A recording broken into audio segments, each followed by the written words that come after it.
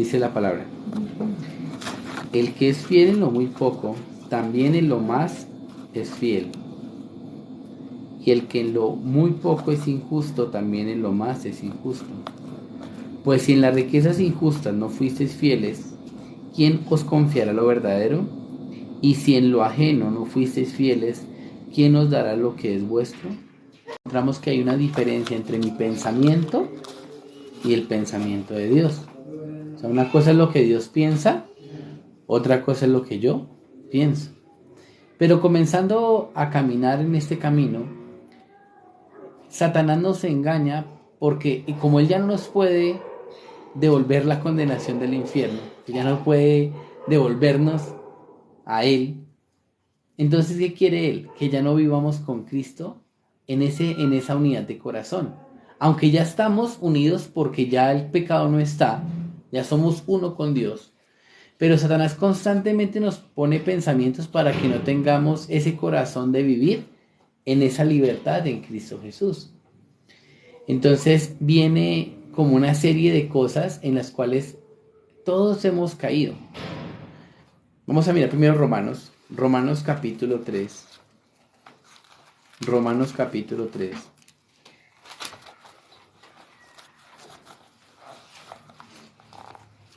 Versículo 10. Romanos capítulo 3, versículo 10. Dice: como está escrito, no hay justo ni a uno, no hay quien entienda, no hay quien busque a Dios. Todos se desviaron, a una se hicieron inútiles, no hay quien haga lo bueno, no hay ni siquiera uno. La Biblia es clara que me dice, no hay que, en mi corazón no existe el buscar a Dios. En mi corazón no existe seguirle. Entonces, ¿por qué yo sin querer pienso, ay, yo debería seguir a Dios, yo tengo que serle fiel, yo no debo fallarle? ¿Por qué surgen esos pensamientos? ¿Por qué? Porque no hay palabra en nuestro corazón. La palabra que me está diciendo, que ni hay o que no hay. Que no hay. Entonces, ¿yo qué tengo que aceptar? Que no hay. Si, por ejemplo, la hermana Sandra me dice, evangelista, qué pena, se me acabó la leche, un ejemplo, se me acabó la leche, entonces, pero espere, hermana, yo busco una nevera que de pronto hay. ¿Eso cómo se llama? Necedad.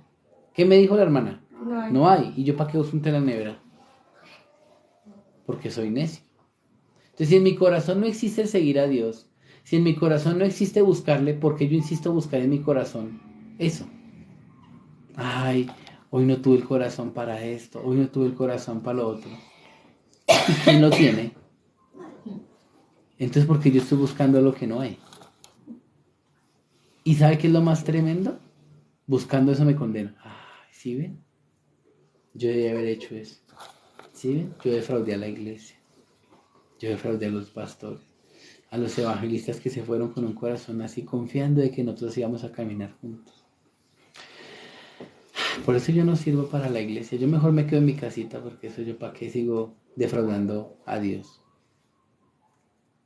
¿Pero por qué pensamos así? Porque no hay palabra en nuestro corazón.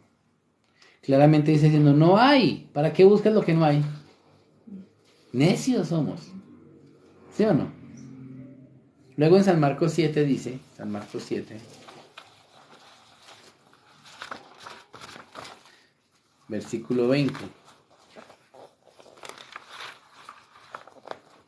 San Marcos capítulo 7, versículo 20. Pero decía que lo que del hombre sale, eso contamina al hombre, porque dentro del corazón de los hombres salen los malos pensamientos, los adulterios, las fornicaciones, los homicidios, los hurtos, las avaricias, las maldades, el engaño, la lascivia, la envidia, la maledicencia, la soberbia, la insensatez. Todas estas maldades de dentro salen y contaminan al hombre. Aquí donde dice que de mi corazón sale querer predicar el evangelio. De mi corazón sale ir a buscar el local de la iglesia. ¿Dónde dice que sale eso? Pero entonces cuando, por ejemplo, Dios me da un corazón, ¿m? Y entonces yo me confundo, porque yo pienso que ese corazón tienen que tenerlo todo el mundo. Y entonces llamo a otro hermano. Hermano, ¿vamos a hacer esto? Uy, hermana, pero es que no sé, no me da tiempo. Entonces yo comienzo a sentirme mal. Pero es que los hermanos, ¿por qué no quieren caminar con la iglesia? ¿Por qué no quieren servir al evangelio como yo sí quiero? Entonces, en vez de mi corazón sentirse agradecido por lo que Dios me da, ¿qué empiezo a hacer? Usted no quiere, yo sí quiero. Usted no hace, yo sí hago. Usted no mira, yo sí miro. Pero ¿sabe qué es lo más tremendo? Por quedarme ahí, ni yo hago tampoco. Porque me quedo juzgando al otro. Entonces pierdo el propósito por el cual Dios me da el corazón. Yo estando en el seminario, el pastor me preguntaba, o sea, él me cogía así de nada, o sea, de la nada. Yo estaba así pasando y, ¿qué te habló el Espíritu Santo hoy? ¿Cómo así eso le habló a uno? ¿El Espíritu Santo le habla a uno? Entonces yo miraba para el cielo, miraba para todos lados, como así. El pastor tiene un radar o que tiene un micrófono así bien amplificado para que pueda escuchar la voz del Espíritu Santo. Yo me quedé pensando. Bueno, pasaban días, volví a me preguntar lo mismo. ¿Qué te dijo el Espíritu Santo? Y yo, ¿cómo así eso le habló a uno? ¿Y cuándo me habló? Entonces yo miraba en la Biblia desesperado. Dígame algo, porque es que me preguntaron que me... Pues resulta, hermanos, que cuando usted recibe la salvación, usted nace de nuevo. Y al nacer de nuevo, ¿quién nace en usted? El Espíritu Santo. Y Él es el que empieza a guiar su vida. Pero ¿por qué nos volvemos sordos a la voz del Espíritu Santo? Porque esa voz no es audible. Esa voz es tan aguda que la única forma de poderla escuchar es cuando mi corazón puede despojarse de todos sus pensamientos para recibir lo que Él quiere hablar. Pero ¿quién puede llegar a ese punto? En la Biblia dice que no hay quien haga lo bueno. ¿Sí o no? Entonces, ¿yo qué tengo que aceptar primero? En mí no hay. Cuando yo en ese momento yo acepto en mi corazón, ese Espíritu Santo que Dios me regaló me muestra lo que hay que hacer. Vamos a mirar Santiago, capítulo 4. Libro de Santiago, capítulo 4.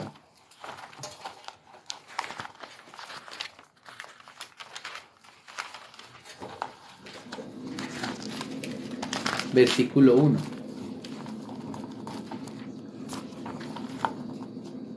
Me gusta porque como empieza este capítulo es interesante. ¿De dónde vienen las guerras y los pleitos entre vosotros? ¿No es de vuestras pasiones las cuales combaten en vuestros miembros? Codiciáis y no tenéis. Matáis y ardéis de envidia y no podéis alcanzar. Combatís y lucháis, pero no tenéis lo que deseáis porque no pedís. Pedís y no recibís porque pedís mal para gastar en vuestros deleites. Oh almas adúlteras, ¿no sabéis que la amistad del mundo es enemistad contra Dios? Cualquiera pues que se quiera ser amigo del mundo se constituye enemigo de Dios. ¿O pensáis que la Escritura dice en vano, el Espíritu que Él ha hecho morar en nosotros, ¿qué dice? Nos anhela celosamente. Entonces, ¿de dónde vienen las guerras y los conflictos entre nosotros? En que queremos satisfacer ¿qué? Nuestro propio deseo. Nuestro propio sí mismo. Pero acá dice que pedís y no recibís porque pedís mal para gastar en vuestros deleites. No, evangelista, yo pido para el evangelio. Yo pido para que la iglesia de Soacha crezca. Esa es mi oración, evangelista. Sinceramente se lo digo. Pero la Biblia me está mostrando. Claro, ¿usted por qué está pidiendo de esa manera? ¿Qué es lo que quiere lograr con eso? Ah, sí ven, yo soy una hermana fiel por encima de todo. O sea, el camuflaje de mi corazón que me hace ver, yo sí soy una hermana entregada, fiel, en cambio ustedes están desviados. Entonces, Satanás nos engaña para que en vez de conectar el corazón con Dios, conectemos el corazón con ¿quién? Con nosotros mismos. Así como... Así, de verdad, yo cuando recibí la salvación tuve que pasar muchas vergüenzas. ¿Saben por qué? Claro, yo quería predicar el Evangelio. Eso queda como ese fuego, esa llama de querer uno con todos contar. Pero yo cometí la locura más grande que hay en este mundo. Lo quise hacer solo, sin guía. Y sí, lo hice. Pero cuánto daño hice hacerlo a mi manera. Hasta el punto que mi familia llegó a un punto que ya no me quería ni escuchar. Ya estaban tan cansados de mi cantaleta, porque no era mi prédica, sino mi cantaleta. Pero yo no entendía por qué. Si yo estaba predicándoles el Evangelio. Bueno, eso es lo que yo creía, ¿no? Pero en la iglesia nos han enseñado que usted no transmite palabras. ¿Usted qué tiene que transmitir? El corazón. Pero resulta que cuando usted recibe la salvación, para usted el mundo de Dios, el mundo espiritual que es nuevo, usted no lo conoce. Entonces sí o sí necesita la guía del siervo y de la iglesia para poder hacer las cosas conforme el corazón que Dios ha puesto en el siervo y en la iglesia. Dos secretos debe saber un justo. Primer secreto, el secreto de nuestro perdón del pecado.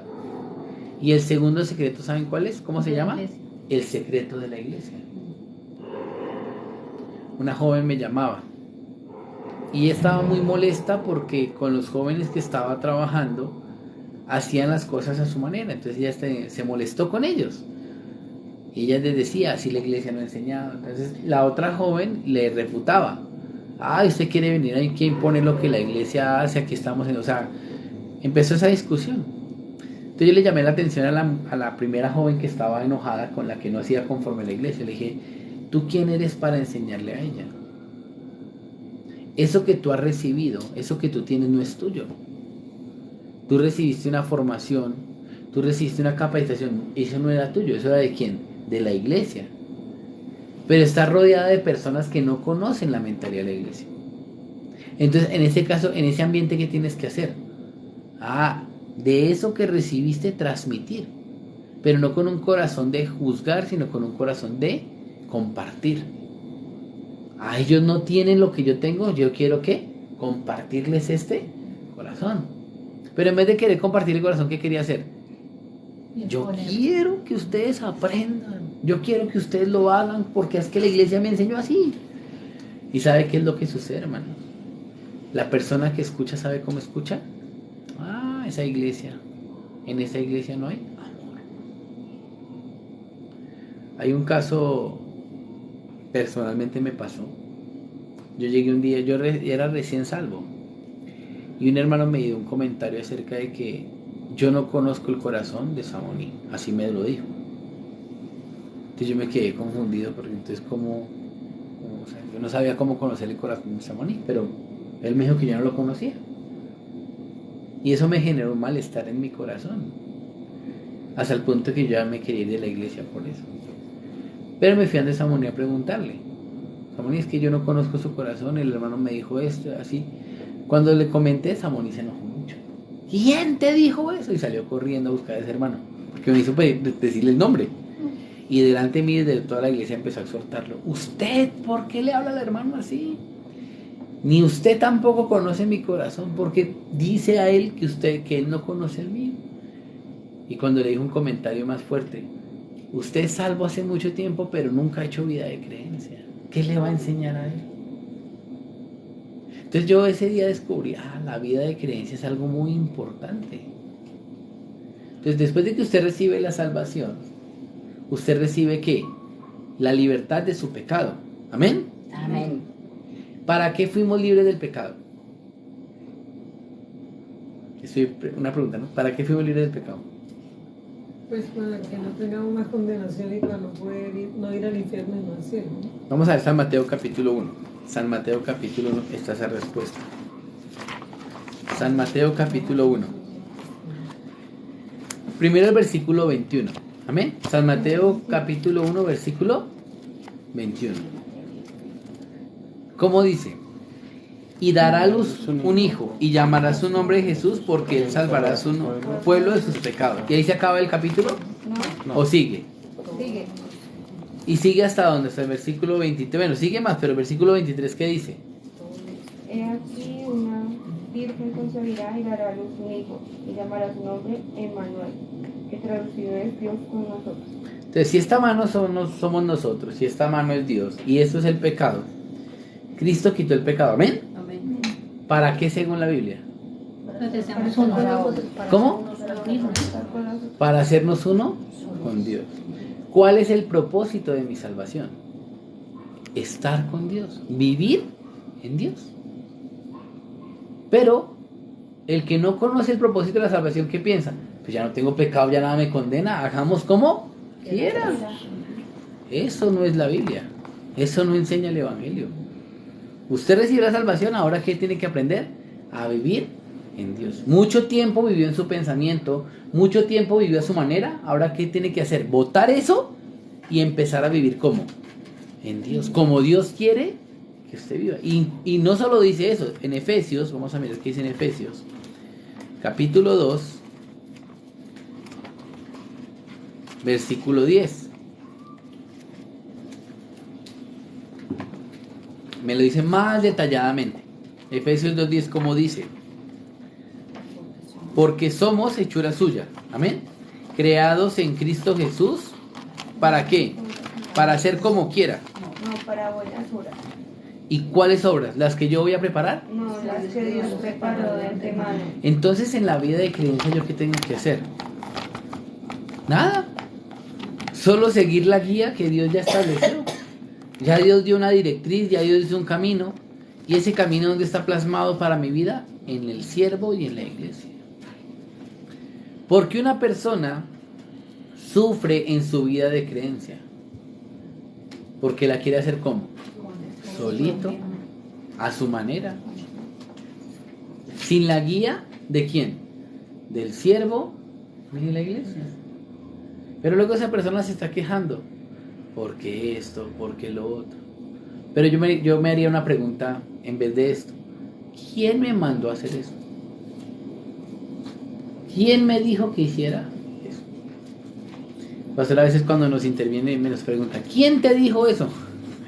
¿Quién habló eso? ¿Quién? ¡Ah! ¿Por qué nos pregunta así? Porque eso no había en mí y alguien ¿qué? Lo colocó. Pero cuando perdemos la sensibilidad, cuando perdemos ese corazón que Dios nos da, empezamos a vivir una vida según ¿qué? Nuestra guía, nuestro pensamiento. Pero eso a la final ¿de quién es? Eso es producto de Satanás. O sea, estamos siendo guiados por la voz de Satanás, no del Espíritu Santo. Pero evangelista, yo ya soy salvo. Sí, pero en San Mateo 12, ¿qué dice? Vamos a mirar qué dice San Mateo 12. Versículo 43.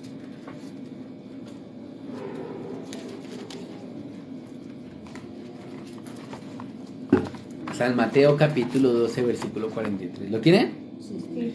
Cuando el espíritu inmundo sale del hombre, anda por lugares secos buscando el reposo y no lo halla. Entonces dice: volveré a mi casa donde salí, y cuando llega la halla desocupada, barrida y adornada. Y entonces va y toma consigo otros 7 espíritus peores que él, y entrados moran allí. Y el postrer estado de aquel hombre viene a ser peor que el primero. Así también acontecerá a esta mala generación. Por eso el postrer estado de esa persona es peor. Vive peor que un pecador. Entonces, ¿Dios me dio libertad del pecado para vivir como yo quiera? No. ¿O para recibir la guía de la iglesia y del siervo? Uno a veces quisiera hacer tantas cosas, pero ignora que la voz del Espíritu Santo es tan livianita, tan suavecita. ¿Y saben? Lo que Dios nos pide no es cosa del otro mundo. Porque Él sabe que eso que Él nos pide podemos hacer. En la iglesia, ustedes no sé si fueron a la iglesia de Bogotá cuando estaba esa tierra ya arrumada a la parte derecha. Esa tierra tuvo varios episodios y en mi corazón varios factores para mirar cómo se sacaba. Pero la primera parte era que era muy costoso, porque mi corazón generó una reflexión. ¿Por qué razón? Porque es que en la primera parte de cada volqueta el viaje costaba 170,000 pesos. Y la máquina de esa tierra, el pastor quería que avanzáramos y se vino una cotización de una máquina. Bueno, hubo una máquina que levantaba esa tierra, cobraba 350,000 pesos por hacer eso. Pero dependiendo de las horas que se demoraba. También, si calculaban, eso se iba más o menos unas 30-40 volquetadas de tierra. O sea, calculen. O sea, esa área era grandísima. Hasta ahí, digamos, mi corazón estaba muy distante de eso, Pues primero porque yo no tenía dinero. Entonces, pues yo como que, ¿qué voy a opinar ahí? Y segundo porque no estaba encargado de eso. Entonces el pastor mandó a decirle a los hermanos que avancen. Entonces empezaron a coger pica y pala y empezaron en el furgón a sacar la tierra. Y sí, Dios nos dio la gracia de avanzar cierto tramo con esa manera, pero luego nació el clan de los topos, vieron ese testimonio, ¿no? Entonces, a raíz de ese episodio me pasó algo porque yo debería también ir a la cárcel en ese momento, solo que por estar con Jesús no fui. Jesús el carpintero. Yo estaba trabajando con él, por eso no fui a la tierra. Entonces, el hermano Jesús Suárez, que es carpintero, entonces me fui a trabajar allá con una puerta y por estar trabajando con él, me salvé de que me llevaran preso. Pero me quedé pensando, ¿por qué Dios no me permitió ir a la cárcel? Yo debería estar ahí con ellos. Yo me vestí para sacar tierra ese día como los anteriores, pero ese día Dios me puso en otro lugar. Pero Dios me hacía pensar, bueno, como para que yo meditara, no simplemente porque no estuve ahí, sino Dios me quería enseñar algo, pero en ese momento no entendía muy bien. Luego de eso, un hermano me dijo el domingo de culto, alístese mañana, me mandó a despejar eso que faltaba, porque ya hemos quitado cierto tramo a punta de con el camión, pero ya como pasó sobre la cárcel y hubo una denuncia, dejamos eso quieto ahí.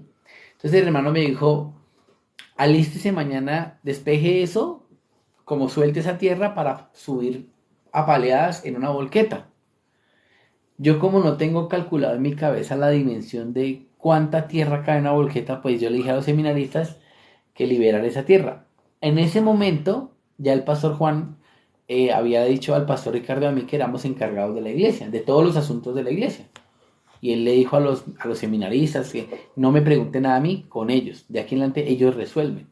Entonces ya nos delegó como esa autoridad, pero también era una responsabilidad. Entonces ya todo lo que pasaba, pues ya teníamos que nosotros solucionar. El pastor le íbamos a preguntar, me dijo, no, resuelvan. O sea, no me pregunten, resuelvan. Entonces esa palabra resuelvan me generaba carga en mi corazón, pero también me obligaba a ver a Dios, porque pues yo cómo voy a resolver algo que no está en mi capacidad. Entonces el hermano me mandó a decir, suelten la tierra y sacamos una montaña así de tierra, pero lo que logramos cargar en esa volqueta era como esta parte.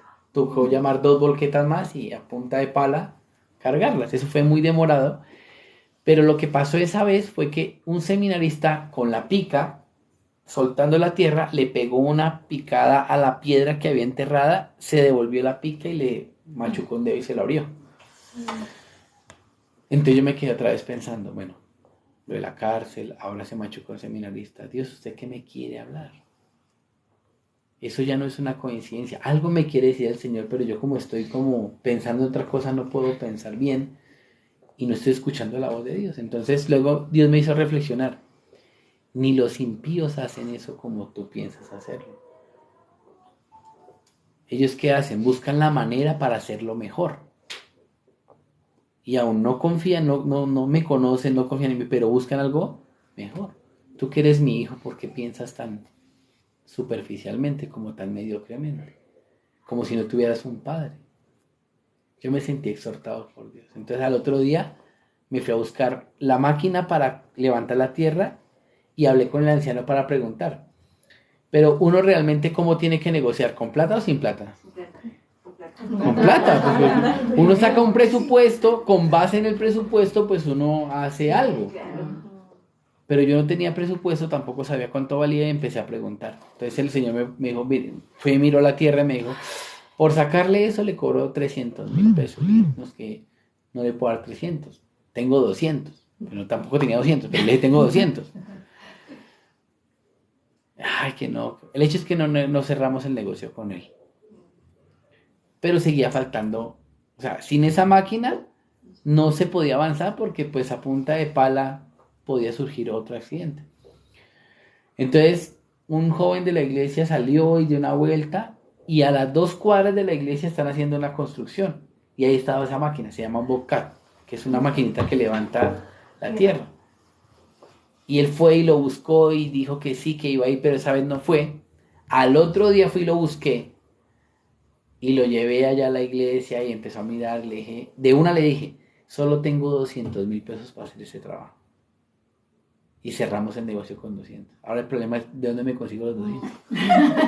Porque ya le dije que 200, pero ¿de dónde los consigo? Y fuera de eso que dijo que consiguiera 4 volquetas. ¿Cada volqueta cuánto valía? 170. Pero yo podía darme cuenta de algo, hermanos. El problema nunca fue el dinero. El problema es que si no decidimos el corazón, no hay nada. Lo maravilloso fue que Dios empezó a dar el corazón a los hermanos por verme como, o sea, ese Espíritu Santo que me jalaba, empezó a jalar a los hermanos. Luego me preguntaban, evangelista, ¿y ahí cómo vamos a hacer? Le dije, no, pues es que necesitamos reunir, fueron 980 en la primera, 980.000 pesos necesitamos reunir. Entonces los hermanos con todo su corazón dando de a 1.000, 2.000, 5.000, 10.000, lo que fuera, se reunió esa cantidad de dinero. Pero resulta que no fue suficiente. Siguió faltando tierra.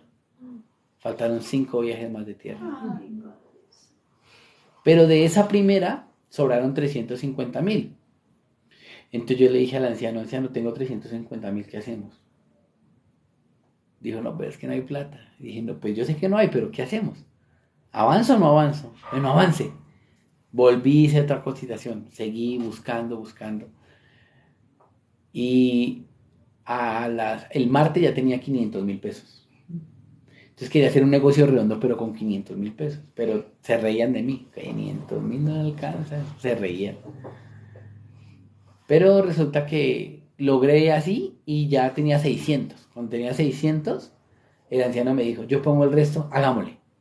Entonces se contrataron las volquetas, hablé con el vodka, ya feliz, ¿no? Yo así le decía el viernes, mañana se llevan la tierra, y todo contento, y me acosté. Al otro día, muy a las 7 de la mañana, recibí una llamada. Don Ricardo, el de la máquina del vodka, se incapacitó. Pero las volquetas ya vienen en camino. Yo no sabía si decirle al anciano, cancele o no cancele. Cuando yo recibo esa noticia, dije, Señor, ¿usted qué me quiere enseñar? Ya había el dinero, ya se había hecho todo, pero aún así Dios me estaba mostrando, hasta el final debes confiar en mí. Entonces 7 de la mañana, yo no sabía, cancelo o no cancelo, y no va a cancelar. Los siervos me han enseñado que no debemos que retroceder. Hasta el final voy a ver a Dios. Entonces comencé a llamar a otros 2 que había cotizado antes, el que me cobró 300 y otro. El otro no me dijo, no, Ricardo, pero ahorita no le puedo conseguir la máquina, por ahí para el lunes. No, es que entonces ya las volquetas vienen, usted sabe que esa gente es así por el hecho de haber venido, me cobran el combustible. Solo por irse vacío me cobran el combustible. Pues que es un viaje que pierden y se van vacíos. Entonces pierdo plata. Y ellos saben que el negocio es así. Dijo, ay, sí, don Ricardo, no, pero no le puedo colaborar.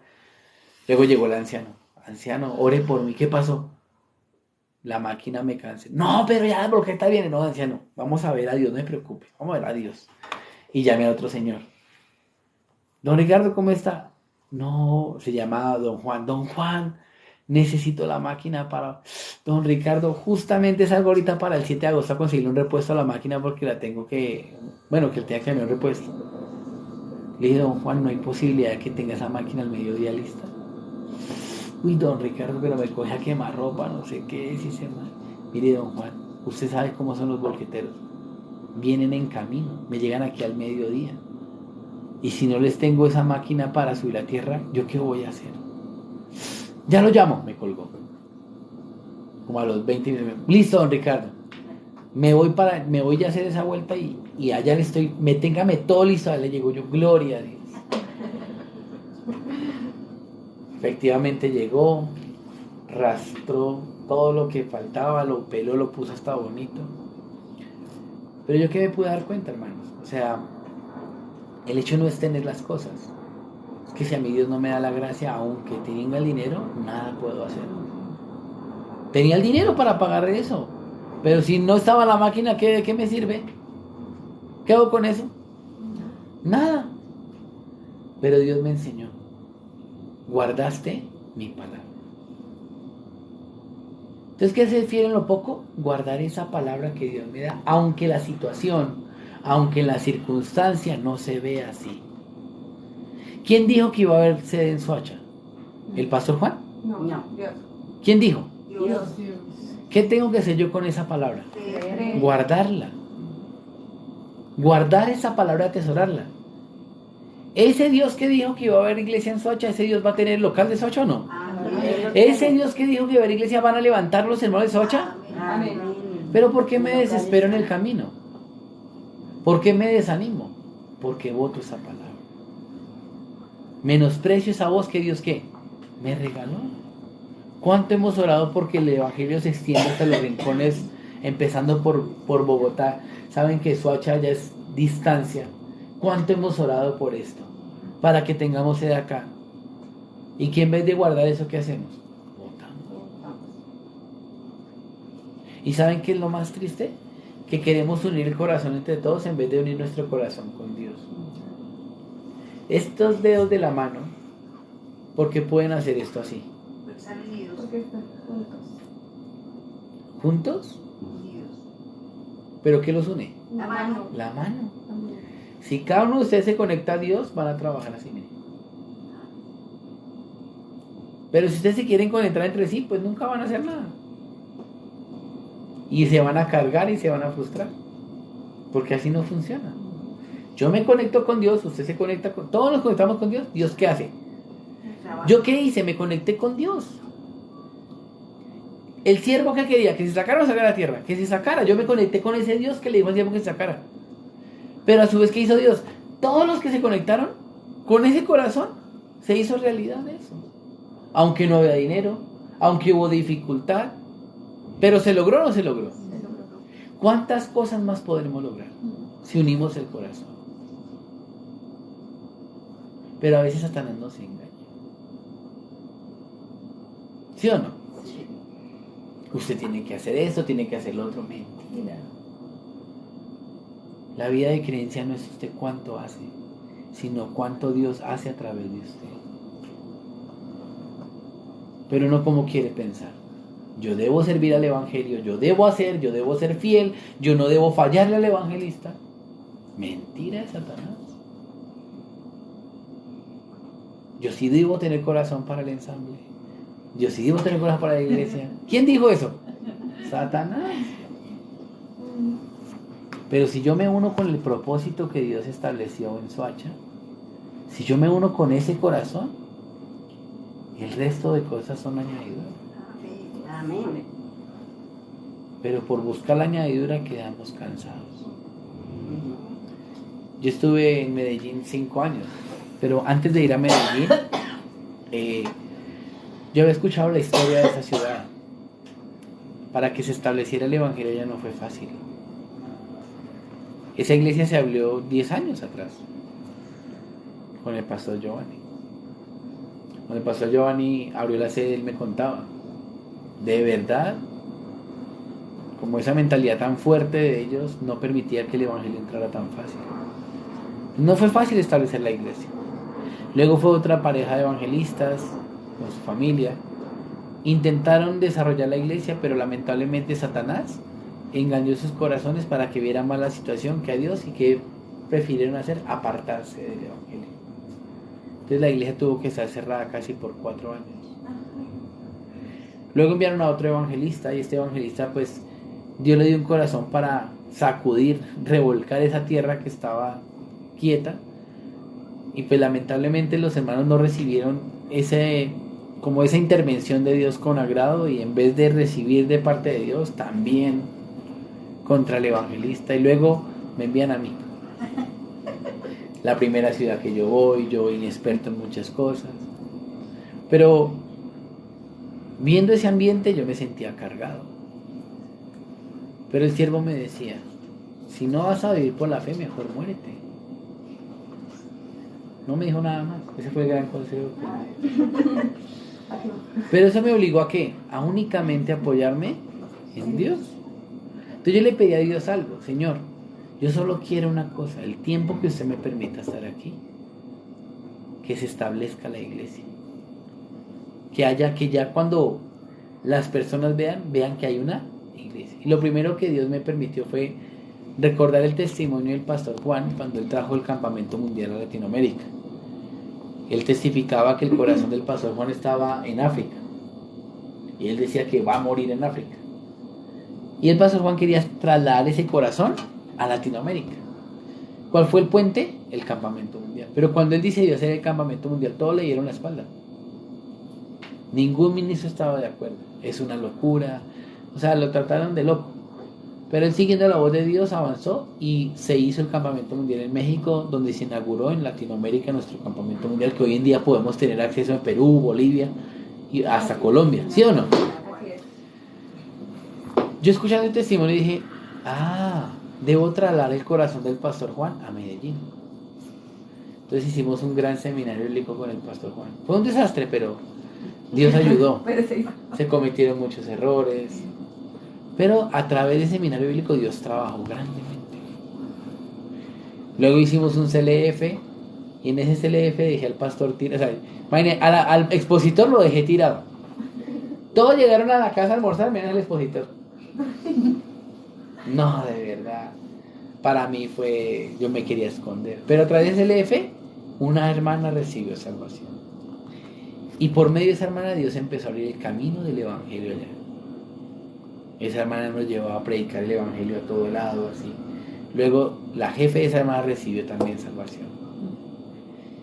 Ya habían 3 hermanos de allá a Medellín salvos. De allá, de la tierra antioqueña. Y la promesa que dice, con 2 o 3, ¿qué dice? Que estén en mi nombre, yo haré grandes cosas. Ya estaba la cuota. Luego el siervo nos dijo, la iglesia de Medellín va a ser la más grande de Colombia. Pero que necesita una iglesia grande, buenas bases, buenos cimientos. Entonces Dios me daba ese corazón. Primero, tengamos buenos cimientos, que la edificación es lo de menos. ¿Sí o no? Entonces yo le oré, Señor, yo quiero que la iglesia tenga buenos cimientos.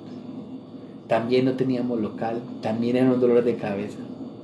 Pero Dios empezó a abrir el camino, se logró conseguir el local, como nos gusta a nosotros, por la gracia. O sea, gracias. Dios empezó a aparejar todo. Cuando ya, antes de venirme, yo tuve reunión con los hermanos varones y ya habían 8 columnas ahí reunidas. Y les dije, hermanos, ustedes son los que van a levantar la iglesia. A ustedes Dios les dio el privilegio de estar como columnas. Reciban esa gracia. No va a ser fácil, pero con la guía del siervo que viene, ustedes van a empezar a avanzar. Ahora cuando yo veo fotos, veo ese salón lleno, veo ahorita ese seminario que va a venir, veo mucha esperanza para que se siga aumentando los hermanos. Pero de verdad, cuando unimos el corazón con el corazón de Dios, podemos ver esa respuesta de Dios. Pero cuando no nos unimos con el corazón de Dios, cuando no nos unimos con esa palabra, pues fácilmente Satanás, ¿qué hace? Nos engaña. ¿Qué el pastor Juan nos dijo antes de irse? No quiero que los hermanos se ausenten mientras mi viaje. Quiero que estén, ¿qué? Unidos. ¿Qué hicimos con esa palabra?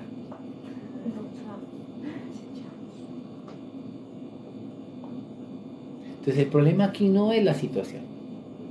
¿Qué estamos haciendo con la palabra que el siervo nos dejó? ¿Estamos siendo fieles en eso muy poco?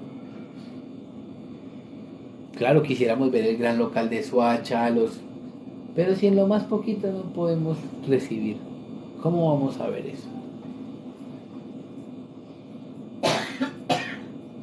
Entonces Dios nos quiere llevar a pensar, ¿qué estamos haciendo? Aprendamos a reconocer a Dios en las pequeñas cosas. Amén. No sigamos buscando leche en la nevera que no hay. Vaya al supermercado que hay harta. Y compré una. ¿Cuándo usted piensa que hay que hacer mercado? ¿Cuando tiene mucho o cuando no hay? Cuando no hay.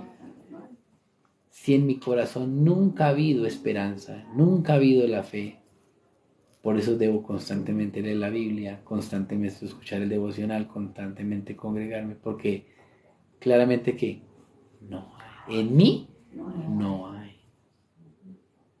Pero aquel que no reflexiona en esta parte, ¿qué piensa? No, yo ya fui al culto el domingo. Yo ya escuché. Entonces se confía de sí mismo y piensa que él tiene algo. Pero cuando en realidad no hay nada. ¿Me hago entender? Sí. ¿Ustedes han comido alguna vez hasta quedar así que no quieren más comida? Ay, sí. Sí. Pero el otro día, ¿qué va a desayunar? ¿Qué de almuerzo? ¿Qué de almuerzo? Pero raro, ¿no? Sí. Comió y... ayer nos invitaron a comer, ¿no? Que estaba de cumpleaños, entonces un hermano, vamos a comer. Con mi esposa llegamos a la casa, ay amor, ya me duele el estómago. Pero esta mañana, mi amor, ¿qué va a hacer el desayuno? No le alcanzó. Mi amor, me acordó mi desayuno. Tremendo, ¿no? Anoche como llegué a la casa, Muy lleno. pero el otro día, mi amor y mi desayuno. Tremendo, ¿no? ¿Por qué? Porque pues obviamente eso se va y hay que volver a echarle Combustible. nutrientes, ¿cierto? De la misma manera en nuestro corazón. Sí, comió, Pero sigue necesitando. ¿saben? El domingo se preparó una actividad muy especial para los hermanos. Pero ¿sabe cuál era el propósito de esa actividad? Unirlas. El enfoque era el Día de la Independencia, pero el trasfondo era en el momento que fuimos libres del pecado, que es la verdadera libertad. ¿Cómo estamos viviendo? ¿Saben? Aunque hubo ausencia de muchos hermanos, el salón estuvo repleto. Yo decía, Dios mío, hay muchas necesidades. Y en la puerta me llamaron, evangelista, mira que la familia lo necesita, y eran los vecinos. Y yo les dije que si no, nos quedamos de afán, pero queríamos saber. Entonces me preguntaron acerca de la iglesia. Cuando me dice la señora, es que hemos escuchado hablar mucho de ustedes. O sea, ya somos mega iglesia. Ya somos reconocidos. Una hermana de Tauramena. ¿Sí saben que tenemos hermanos en Tauramena? ¿No sabían? Tenemos hermana de Tauramena. No sabemos. Arauca. Esta hermana de Tauramena me llamaba la atención. Me decía, evangelista, ay, hay que tener más sensibilidad con el testimonio, con esto. Y yo, bueno, está bien, hermano, pero yo no, porque ustedes los ven en todo Colombia. ¿Cómo? ¿Ustedes han visto el devocional? ¿Cuánta audiencia tiene ahora? 90, 100. Eso en el Facebook y en el Zoom son otros 100. Antes un devocional eran los poquiticos negativos ahí para de contar. Y eso, que los de que estaban ni querían parar de dormir, ni siquiera querían parar. Sí. Ahora, ¿cuántos se conectan a la transmisión de ese devocional? Y el devocional que la gente escucha de nosotros no es igual al de otros devocionales. Ya estamos. Hoy me llamó el Señor. ¿Usted es Ricardo Molina? Sí, Señor. Es que vi un volante donde aparecía su nombre y su teléfono de seminario bíblico. Yo hace cuánto es, yo hice seminarios bíblicos virtuales hace. Sí, claro, los últimos los transmitía, pero oficialmente desde la pandemia yo había hecho unos, pero la última publicación lleva meses ya, hace meses que se hizo.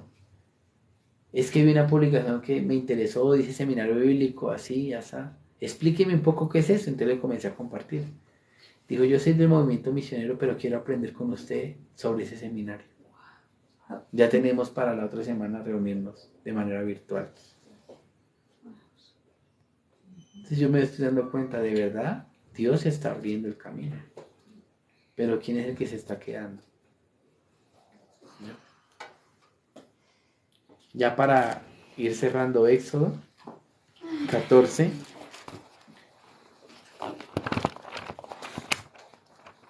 Versículo 15. Y esto lo vamos a leer todos juntos. Éxodo 14, 15. Génesis, Éxodo. Segundo libro.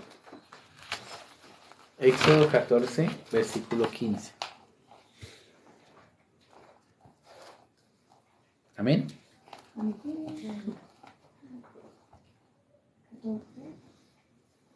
Versículo 15.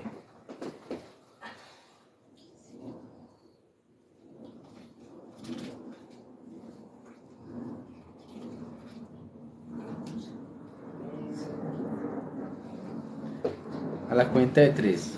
1, 2, 3. Entonces Jehová dijo a Moisés: ¿por qué clamas a mí? Di a los hijos de Israel que marchen. ¿Para qué clamamos tanto? Señor, ayuda a Soacha. Señora, marchemos. Ay, si nadie le queda como, pues vaya usted sola, Dios está con usted, ¿sí o no? Vaya, marche. Y empiece a buscar local. ¿Para qué clamamos a Él? ¿Qué debemos hacer ahora? Marchar. Ya todo está preparado. ¿Amén? Amén. Encontrémonos con lo que Dios ya preparó. ¿Amén? Amén. Vamos a orar. Dios Padre, queremos dar gracias por esta reunión, Señor. Tú quieres despertar el corazón de los hermanos de Soacha, Señor. Lázaro, antes de morir, se enfermó gravemente. Marta y María estaban desesperados por la salud de él, hasta el punto que se angustiaron. Llamaron al maestro y le preguntaron: Maestro, nuestro hermano está muy enfermo, no sabemos qué hacer. Pero el Señor Jesús le contestó: esta enfermedad no es para muerte, sino para tu gloria, para la gloria de Dios. Por eso Lázaro no iba a morir, iba a ser glorificado el nombre de Dios a través de él. Pero Marta y María, enfocadas en la situación, cuando ya vieron todo perdido, en vez de guardar la palabra, llevaron a Lázaro a la tumba y pusieron encima, en la tumba una piedra. Esa piedra simboliza mi pensamiento, cómo yo entierro la palabra en mi pensamiento. Pero el Señor Jesús, volviendo a encontrarse con ella, pregunta: ¿dónde le pusisteis? Luego de decirles esto, quita la piedra. Así hablas a nuestro corazón. ¿Qué hicimos con la palabra que tú nos diste? ¿Dónde la hemos puesto? Ya quitemos la piedra de nuestro corazón, ese pensamiento que no nos deja ver tu palabra, y caminemos con esa palabra. Luego Lázaro salió de la tumba y salió y cumplió